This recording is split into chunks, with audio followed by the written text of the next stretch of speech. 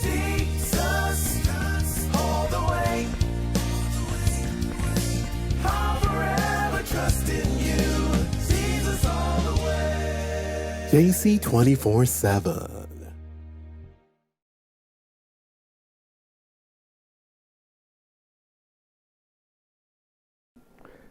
He is not so blind as he that will not see. Put another way, having a pair of eyes furnished with 20/20 vision is no guarantee that you will be able to see. At the same time, being visually impaired is no indication that you are not able to see.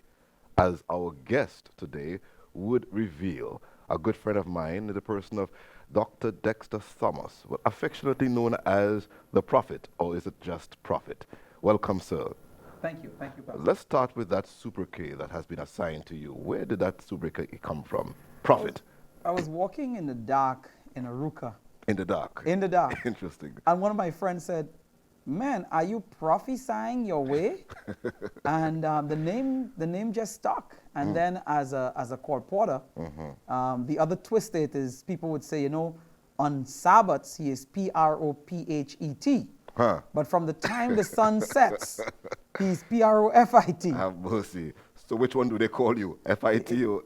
It's according to the time of the week you catch me. Well, I'm hoping that you are here as the PHET. We'll see. You are visually impaired, is that right? Yes, sir. From birth, I'm born visually challenged. So in one sense, I haven't lost anything.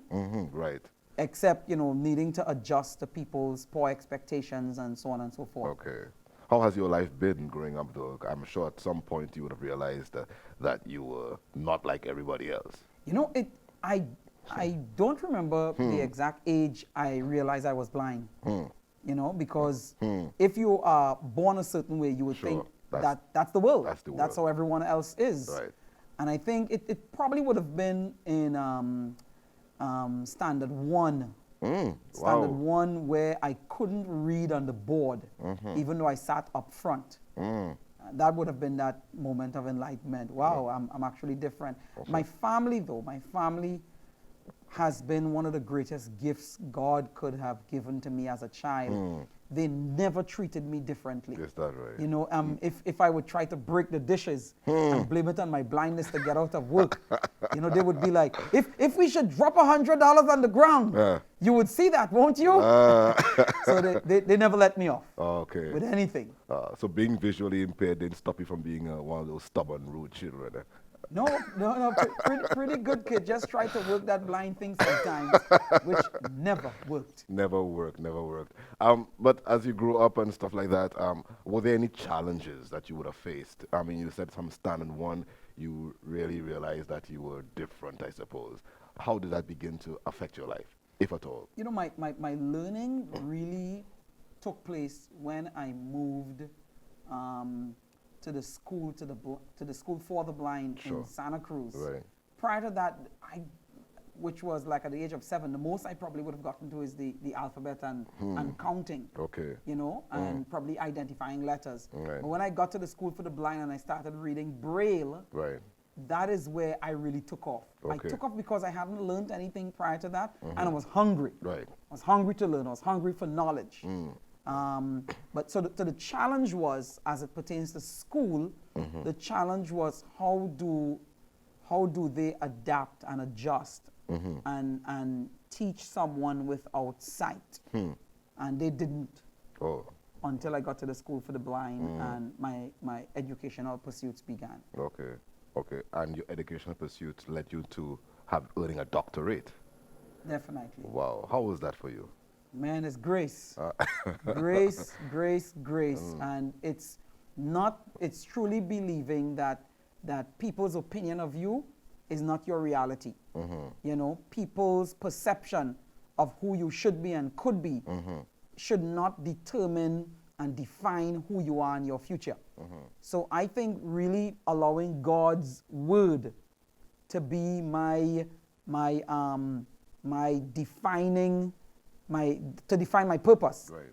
That I think did a whole lot. Okay. In me striving and not settling and believing that I could do more than. Okay. Okay, and you have done much more than I suspect. A lot of folk are respecting you for what you have accomplished. But as you look back over your years, would you say it's more difficult, or it would have been more difficult for you to adjust to the world as it is, or was it that the world took a longer time to adjust to you? I think it's a measure of both. You know, blindness comes with a lot of baggages. Right. Most of it, I believe, is emotional. Emotional, not Right. feeling accepted, not Right. being belonged. Right. Especially growing up in Trinidad, it's growing up in a culture where to be blind mean you're brain dead. To be blind mean you're, you know, something is wrong with you. I'd be hanging on the block, right? All right. And myself and 3 other guys, and someone would roll by, they're like, we need some help, and somebody would say, well, we only have 3.5 men here. You know, so it's almost as if you're less than a human, you know? Okay. And working through that emotional baggage could be an uphill battle. Okay. And then, of course, there are the physical limitations, you know. I'll never be able to drive. You know, I can't go pick my girlfriend up. Have mercy. Have mercy. You know, I won't be able to read books like a regular person would. Right. I like you and I are talking, and I can't even make eye contact with you. Oh, yes, you know? you are. So the physical limitations are also there. The blessings, if I could jump to it really quickly, some of the blessings is because I'm blind, I'm limited, right? But my greed is also pretty limited in that most of the things that's in the supermarket, I don't even know exist because I've never seen it. I tell you. So, you know, my lust in terms of greed would be pretty limited to what I know. Okay. You see? Oh, I hear you. So, you know, in one sense, you know, and you know how men, they have long eyes. No one has ever accused me of having long eyes. Nobody. You know, I keep my eyes to myself. You know, so it has those blessings in that regard. All right. Let's take a diversion a bit. Who was Prophet or Dexter Thomas before he became a Christian? Or was it that you grew up a Christian? Lord have mercy. I used to sing calypso. Oh, you did? I used to sing calypso, and I think I was an unhealthy mess. You know, I was on my way to a disastrous life. A lot of people have the concept that blind or physically challenged individuals, they get a pass. You know, and that's why a lot of churches don't even have a ministry for the disabled, the physically challenged. Because they're like, well, they're seeing enough hell.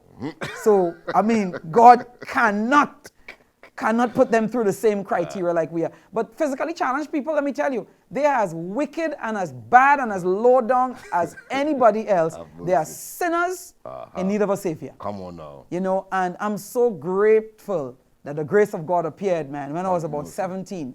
Because all this intelligence that God has blessed me with, Satan would have used it to his glory. You know, so my life before Christ was not a life. You know, it was a strife. Okay. So you stop singing calypso now, is it that? Stop singing. Stop singing calypso in every form and fashion. So you are a singer? No, I didn't. I wasn't. I always lost competition for melody. They were like, your lyrics is good, you know, but holding your notes seemed to pose a lot of problems. But I heard somewhere you became was first runner-up or something. Man, let me tell you, I was singing in the national junior competition. Come on now. 1992. Big stage, 20,000 people. Come on now. And people are like, well, weren't you nervous? I'm like, well, you need to see to be nervous. So, nervous for what? And Pastor, I was first runner up. All right, there you go. But what I don't like telling anybody is that there were only 2 of us in the competition. Myself and Short Pants son. But I was first runner up. But you couldn't be too far behind, man. No, I told somebody that. They said, well, you come last. I said, no, you need to be positive. You can't look at the glass as half empty. There you go. Well, let's come back to the sight, to the walking by sight. Walking by faith. Huh? Was there any time that Dexter was crying out to God, Lord, I want to be able to see like everybody else? Was there a moment of depression in your own experience? That's a daily journey. It is. That's a daily journey. Highs, let me tell you, keeping your spirit alive, it takes a lot of effort. Right. And that is why quiet, guarded time with God, for me, is so profoundly important. It's not a cliche. It's not a religious activity, but it's life. It's life. You know, you can truly be present with men and women when you have learned to be present with God. I hear you. You know, and that's what happens for me. Because, I mean, discouragement, defeatist mentality is coming from me from all directions. You know, I feel it in my own being. I have to keep, that's my self-talk has to constantly be God's word, programming my own spirit. You can't make it. You're limited. You know, how would you do that? The energy just to do it, man. Right. You know, you need that emotional energy and boost. Right. You need that spiritual connectivity just to forge ahead day by day. Right. So discouragement, definitely yes. Sure. But haven't you gotten angry with the same God? Man, let me tell you, I was at a convention once and I was being guided by a buddy of mine, and people had a lot of their bags and so on in the place. And he left me for a minute. You know, he told me, I'm coming back in a few minutes, and he took like really long to come back. And I wanted to get up and walk around, but I didn't want to stumble, right? And for the first time in my life, I was livid, angry at God. Well, not angry. In Trinidad, we don't get angry. I was vexed. Come on now, man. Vexed with the Lord. I'm like, Lord, why me? Why you have to allow me to be born blind? And I got it out because I didn't know that we had the freedom to be angry with God. Okay. I thought it was blasphemy. I hear you. And let me tell you, Pastor, once I got that out, once I got out the anger, and this was built up over years, Right. Yes. not being Yes. afraid to let it out. Right. Once I got that out, I had the freedom to truly embrace the blindness Okay. and all its limitations, Okay. all the negative perception that comes with it. How old were you that time? This was about 15 or so, 12 years or so ago. So I Right. was in my 20s. Okay. And that's how long it took. Okay. You know? Okay, it is. But that is when I got the freedom and the deliverance. Right, all That right. is when I was able, like I said, to embrace the ugly and the dark aspects Right. Right. to blindness. Right. You know, I guess, see, some people think that it's wrong to express how you feel about certain things, and God is not displeased with it. No, sir. God anticipates it. Sometimes He evokes it. He's big enough. Big enough. His to shoulders take are it. broad enough That's to right. handle it. That's right. You know, and it's a real thing. It's something that you experience and you must let it out. Our program this morning is entitled "Broken but Blessed." My Lord.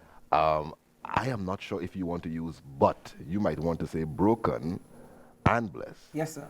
Because you might want to suggest that your blessing came from your brokenness. How Yeah, true is that? Yeah. Because I'm limited by sight, I have to depend on insight. Come on. Like I said in a sermon, Helen Keller once said, worse than blindness is lack of vision. You know, so I live in my head a lot. Right. You know, so I have to be creative. I think people like me should become presidents of countries. Come on, now, man. Because Come on, now, man. the kind of ingenuity. All right. Are you aspiring, by the way? No. the kind of ingenuity I have to come up with just to survive, you know, just to be successful. It takes a lot, Right. you know, to learn how to travel around and you know, how to navigate certain difficult circumstances. Right. I was on my hospital bed, Pastor. You know, when I got ran over by a car. Well, Right. not ran over in Trinidad. I got bounced down. Right. You know, by Lupino Junction. I was on a hospital bed finishing Greek and homiletics. Have mercy. Listening to tapes, reviewing it, recording my answers for the professor. You know, I've had to be real creative. I've had to refuse to allow to limit my potential and my possibilities. But, you know, and that's so critical, being able to show that you can succeed against the odds. Yeah. Sometimes because of the odds. Sometimes because of Yeah, the odds. That's yeah. because, you know, sometimes that's what life is all about. It's Yeah. about, you know, because some of us have the pair of eyes, but we can't see. Right. Speaking of which, don't you think that there are other aspects of your anatomy that has maybe or have developed as a result of your being visually impaired? Right. That actually, in a real sense, that's actually a myth. People usually say when you lose one sense, Yes. the others are strengthened. It's a myth. Yeah, that's not really true. Okay. I go along with it because I want people to think I'm extra smart. No, man. But it's really a myth because my eardrums are not stronger than yours, biologically speaking. But I think what happens is when you've lost a sense, you have to be deliberate about using your other senses more than. Right. You see? Okay. So you learn to use those other senses better. Right. But it's a choice though. Right. It I hear doesn't you. come naturally. Okay. Like for instance, one of the setbacks for me is I've avoided embracing my blindness for a lot of years. A lot of years, most of my life. Right. I avoided hanging out with blind people. Right. You know, I just spent time in the sighted world. Right. And I would be an embarrassing mess because, you know, I'm not really seeing. Right. You see? But I'm living as if I am seeing. So I would stumble into stuff unnecessarily, you know? So I was experiencing the worst of two worlds. Right. Right? I'm not seeing and I'm in the sighted world. And I'm blind and I did not develop my blindness skills. The art of learning, you know, to listen for you know, for key signals and so on, developing my touch and my taste. Those are, they don't come naturally. Right. You know, so those other senses don't just develop. You have to choose to work on them. Okay. And making them work for you. And it's something I've really recently started doing. I started an NGO for the blind. And one of the things blind people despise is other blind people who pretend they're seeing. Have mercy. They despise that. So I had to stop pretending I'm seeing and really started, you know, being blind in the fullness of my blindness and developing those other aspects of my senses. I hear you. I see your point. You see what I'm saying? I pop unintended. Let's look at you as we begin to wind up. Because I am thinking that you, because of your doctorate, have been asked to do a lot of different seminars and stuff. Do you find yourself recycling presentations? Because, I mean, you don't have a script, brother. And if you have a script, at least a written one, you have to, you know, is guide you. Is it that your brain matter now becomes the board upon which you write your... Right. Most definitely. I've had to work on that. Okay. It's definitely not... I don't think I am a natural... I'm really naturally gifted. Oh, I yes, really you don't are. think so. You are. Man, Doc, I've had to work my tail off. That's I mean, all right. a sermon sometimes takes me, you know, 20, 40 hours to prepare and to memorize. I would read that thing 40 times, literally. Right. And memorize. So people see me stand up and I'm preaching. Come on and now. they're like, wow, he's such a natural. But they don't know. I have that thing memorized line for line. You know, the stories I tell, the pauses I make. The everything order. is, the order of it. So it's a lot of work. Sometimes I would prefer just reading it. Okay. You know, and I could read it with my Braille machine. Sure. But you lose some things in the process. Of course. You know, and I want that real time power. Right. You know? Yeah. But you are fiery by nature. You have that kind of zeal that comes with it. So sometimes even though you said you have rehearsed it, it doesn't come across rehearsed. Right. So you have learned how to rehearse as well. Interestingly enough, we have a clip of you giving a presentation at USC, Ridiculous Faith, which I found it to be such a powerful presentation, and we're going to show it in just a little bit. But before we wind up and show that clip, is there something you want to tell somebody here who is visually impaired? But the difference is they lost their vision. Wow. You never had it, but they are losing it or they have lost it. And perhaps they are losing faith along the way. Wow. What would you want to say to such a person right now? Right. I want to first tell them to grieve. You know, no grieving, no growing. No crying, no curing. I want to tell them to grieve. Don't think that that grieving or crying is a lack of faith. That would be a lie. Jesus wept. I tell you. Even though he knew he was going to raise Lazarus from the dead. Still cried. He boo-hooed, you know? I tell you. I'm saying to grieve. You know, it's a tough experience. It's a tragedy. Grieve over it. You were not designed to be without your faculties. That's not your original, you know. But while you're grieving, don't stay there. Come on now. Don't stay there. Rise up and take back your life. And don't get stuck in saying and asking why God. Why leads to dead end, dark streets and avenues. You need to rise up and ask how God. Come on. Not now. why. Ask how could I make it through? How could I reorient my life? Yes, how could I find strength and power to, to grow and to go and to own a life that even better than the life I had when I had my full faculty. Don't be bitter. Yes, sir. But be better. Come on now. You know, and tell yourself no matter how hard it is or how bad it gets, by God's grace you can still make it. Come on now. You know, so claim faith, claim strength, be courageous and you. move forward by the grace and the strength of God. Man, I hear a sermon coming on right now. This brother has gotten warm. We only got a few minutes, but I thank God for what Dr. Dexter Summers has shared with us. He was supposed to be broken, but he is claiming that he is blessed. You too, though you may be broken in some part of your physical anatomy, you can be blessed. This is the broken man, but now you're going to see how blessed he is as we listen to God's word. Thank you for joining us. And thank you, Dr. Dexter Summers. The prophet will now proclaim. I'll forever trust in you, Jesus all the way. JC24 I was colporteuring in Grenada, right? Walking down Archibald Avenue in St. George's. And I bumped into this blind man. And I was so upset, man. I said, man, why don't you watch where you're going? He was upset too. He said, why don't you go where you're watching? That's my eye condition. You all are laughing at me or the blind man? What? People couldn't even believe that I would have gotten my 5 O-levels. But man, when I was marching with a doctorate, I remembered, great is he that is in me.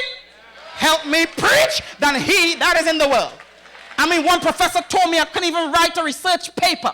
So when my first book became a documentary and was shown to 4 million people at the last general conference, I heard God saying, yeah, in all these things, we are more than conquerors through him that loved us. Some folks, man, because I'm blind, right, they wrote me off. They thought my mom would have to take care of me for the rest of my life. So when I was buying my first house, I remember God saying, if God be for us, hallelujah, who can be against us? That's the power of vision. People come up to me and they want to know if I can tie my shoes. I'm like, wait till you see me brush my teeth. It's hard being blind. It's just difficult. You know what's worse than blindness? Lack of vision. You know what's worse than groping in the darkness? Not being able to see the light of tomorrow. You know what's worse than having the scorn of not having sight? Is not having insight. Vision is so important, man, that Proverbs 29 and verse 18 says, where there's no vision, guess what? Folks perish, man. They self-destruct. You need vision. You need vision. Vision is so crucial to our very humanity that vision keeps you in times of trials.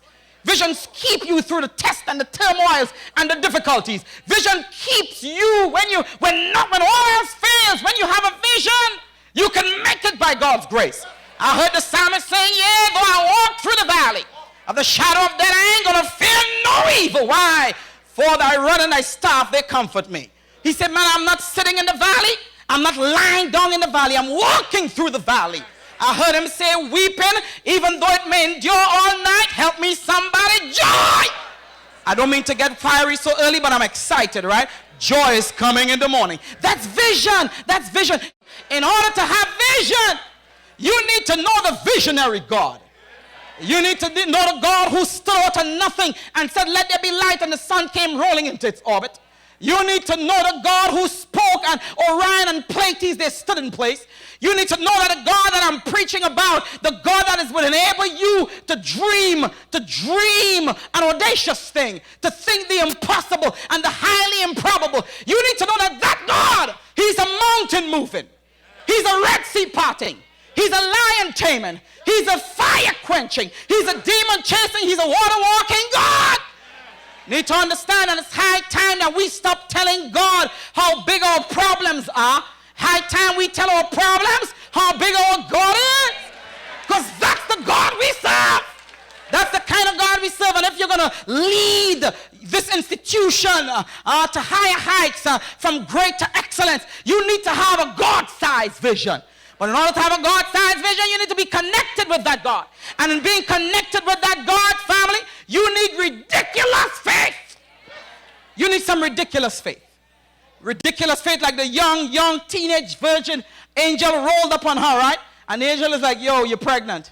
And she's like, what? You're joking, right? Y'all didn't know Mary was Trini. You're joking. Haven't been with a man? But then when she caught the vision, she said, with God, Luke 1:37, all things are possible. Or what about the 99-year-old dude? God was telling him about his kids, right? And he couldn't believe. So God asked him a question. Is anything too hard for the Lord? Is anything too hard for the Lord? You want to have vision? You need to be connected with the visionary God. And to be connected, you got to have ridiculous faith. What do I mean? I mean, if you want to start a dynasty, you pull aside a 30-something-year-old guy. You don't pull aside a 99-year-old man with a 90-year-old barren wife and talk about your kids are going to be like the stars of the sea. That's ridiculous. No, straight up, that's ridiculous. I mean, you want to defeat the mighty Egyptian army, right? And deliver over 500,000 folks? I mean, you get a young 40-year-old warlord. You train some guys in guerrilla warfare. You don't call an 80-year-old shepherd and tell him to go tell Pharaoh, let my people go. That is ridiculous. I mean, listen, man, if you want to break down the walls of a city, you calling Keith John and the maintenance crew. You know what I mean? You don't just march around that thing and believe it's going to fall. That is ridiculous faith. I mean, if you want to cross some waters, you get the cat or the warrior spirit. You don't just walk on dry land. That is ridiculous faith.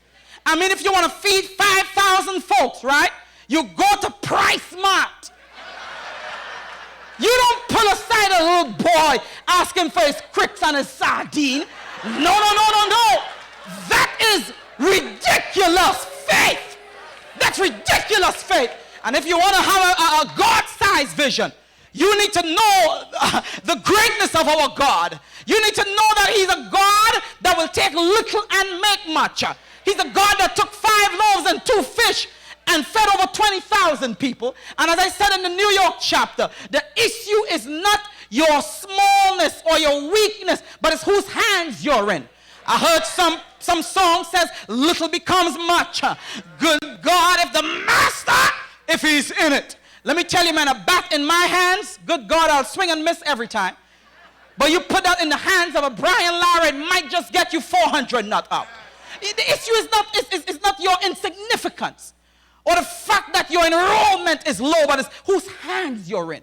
I mean, you put a basketball in the hand of a Leslie Moses, you might get $3.50 on eBay for it. And I'm talking about guy in these dollars here now.